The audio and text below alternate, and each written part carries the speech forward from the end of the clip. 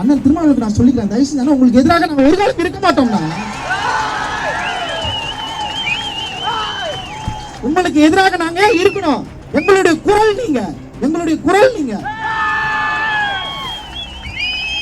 உங்களை நாங்கள் ஒரு காலம் விட்டுவிட மாட்டோம். உங்களை ஒரு காலம் நாங்கள் விட்டுவிட மாட்டோம். உங்க கூட தான் நிற்போம்.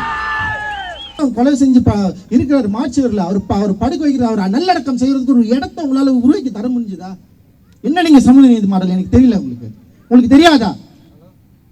ஆம்ஸ்ட்ராங் அண்ணன் என்ன வேலை செஞ்சாரு, யார் அவருன்னு சொல்லிட்டு இவ்வளவு மக்கள் வந்து திரண்டு இருக்கிறாங்க, இவ்வளவு மக்கள் அமைதியாக போராடுற போலீஸ்கார் சொல்றாரு எங்களுக்கு தெரியாது ஆம்ஸ்ட்ராங் அண்ணன் டெத்ல இவ்வளவு மக்கள் வருவாங்கன்னு. தெரியாம நீ ஏன் இருக்கிற எனக்கு தெரியல. எனக்கு நாங்கள் இங்க இருக்கிற அரசியல் கட்சிக்கு எல்லாத்துக்கும் எதிராக பேசுறாங்க. எங்க எல்லா கட்சிகளும் எங்களை ஏமாற்றி இருக்கிறார்கள், அதுதான் உண்மை.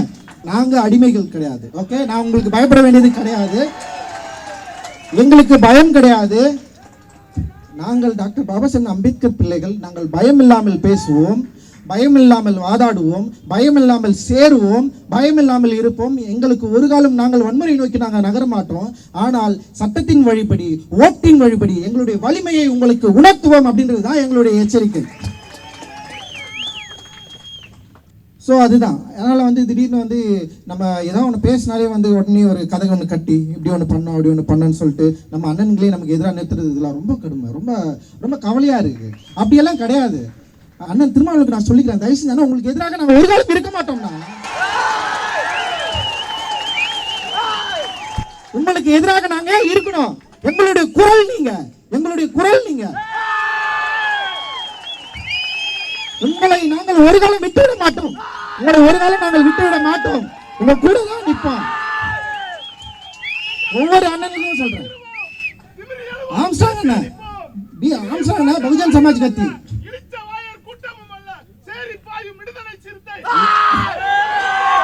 அதுதான் பகுஜன் சமாஜ் கட்சியை சேர்ந்த ஆம்ஸ்ட்ராங் அண்ணன். நான் ஒரு நீளம் பண்பாட்டு மையம் சொன்ன ஆரம்பிக்கிறேன் வச்சுக்க, அண்ணன் என்னைக்காவது கூப்பிட்டு என்ன கேட்டிருக்கேன், நீ ஏன்ப்பா புதுசாக ஒரு அமைப்பு ஆரம்பிக்கிறேன்னு? கேட்கவே இல்லை.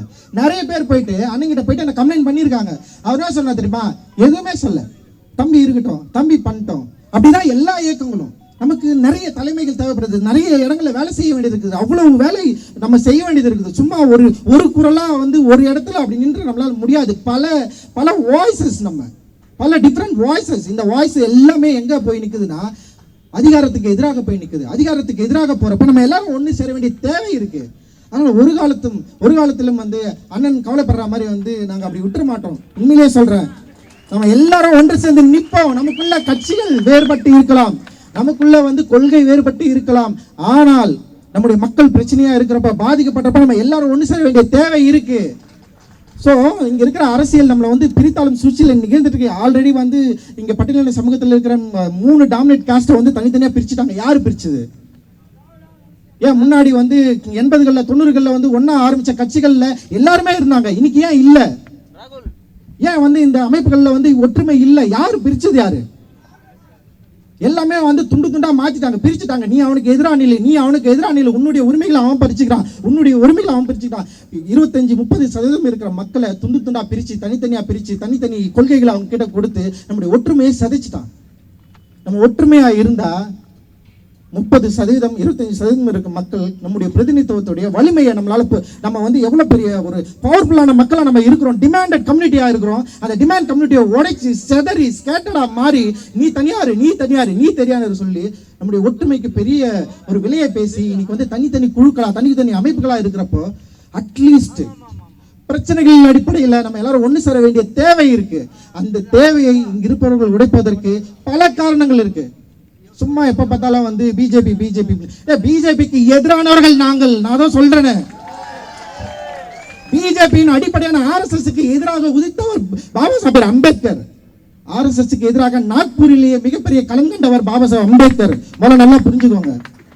பிஜேபி ஒரு காலம் எங்கள் பகுதியில் வராது, வரவும் விட மாட்டோம். நாங்க திருப்பி அதுதான் சொல்றோம், பிஜேபிக்கு நேர் எதிரானவர்கள், பிஜேபிக்கு நேர் எதிரானவர்கள். சும்மா எங்களை வந்து இதுக்கு பின்னாடி அவன் இருக்கிறான், இவன் இருக்கிறான், இங்க வந்து ஒற்றுமையை குலைக்க பாக்குறான் அப்படிலாம் கிடையாது. எங்களுடைய டிமாண்ட் இது, எங்களுடைய பிரதிநிதித்துவம் இல்லை. இங்க ஒரு அண்ணன் கொலை செஞ்சு இருக்கிறார் மாச்சுவரில், அவர் படுக்க வைக்கிறார், அவர் நல்லடக்கம் செய்யறதுக்கு ஒரு இடத்தை உங்களால உருவாக்கி தர முடிஞ்சுதா? என்ன நீங்க சமூக நீதி மாடல் எனக்கு தெரியல. உங்களுக்கு தெரியாதா? ஆம்ஸ்ட்ராங் அண்ணன் என்ன வேலை செஞ்சாரு, யார் அவருன்னு சொல்லிட்டு. இவ்வளவு மக்கள் வந்து திரண்டு இருக்கிறாங்க, இவ்வளவு மக்கள் அமைதியாக போராடுற ஒரு போலீஸ்கார் சொல்றாரு எங்களுக்கு தெரியாது ஆம்ஸ்ட்ராங் அண்ணன் டெத்தில் இவ்வளவு மக்கள் வருவாங்கன்னு. தெரியாம நீ ஏன் இருக்கிற, எனக்கு தெரியல எனக்கு.